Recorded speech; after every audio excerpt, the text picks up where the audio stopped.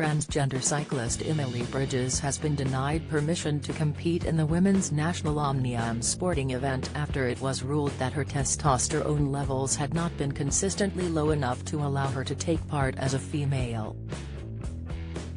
Meanwhile, fiercely opinionated broadcaster Piers Morgan, who has been campaigning against transgender people competing in women's sport for years, took to Twitter in celebration.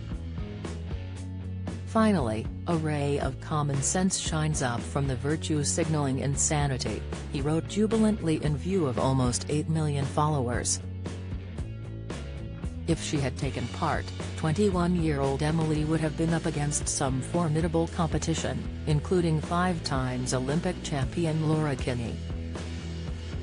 However, it is believed that those who were assigned male at birth face physical advantages against those who were born female, including levels of the hormone testosterone.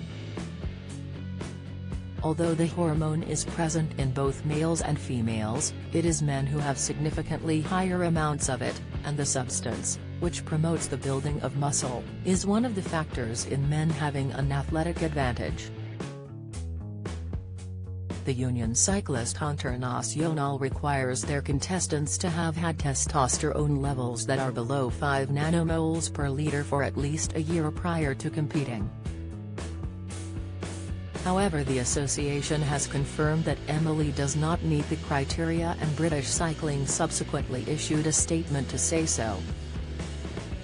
It read, "We have now been informed by the Union Cyclist Internacional, UCI, that under their current guidelines Emily is not eligible to participate in this event."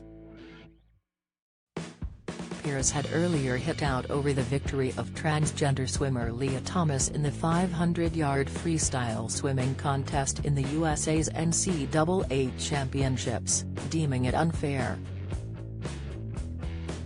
World Athletics President Lord Sebastian Coe has taken the same stance as Piers, arguing in his professional capacity that decisions to allow transgender athletes and sportspeople to compete is placing the integrity of women's sport under threat.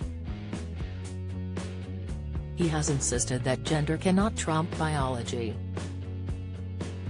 Great Britain Olympic swimmer Sharon Davis, who originally hit out at British Cycling after they initially allowed Emily to compete, had said that biological females had been thrown under the PC bus and that better ways should be found of being inclusive that did not put women's chances in jeopardy. For their part, British Cycling stated they understood that the concept of fairness is essential in elite sports.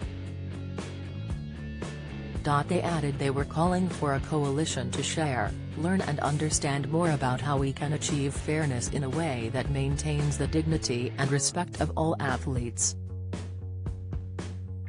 Piers has been one of the most vocal opponents within the media about transgender competition in the world of women's sport, and has spoken about it at length in his book Wake Up, written during the coronavirus lockdown.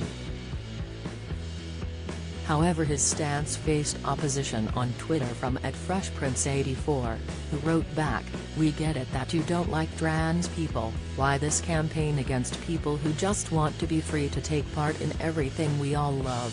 Yet @MCSRU fired back firmly, only because their testosterone hasn't been low enough for long enough.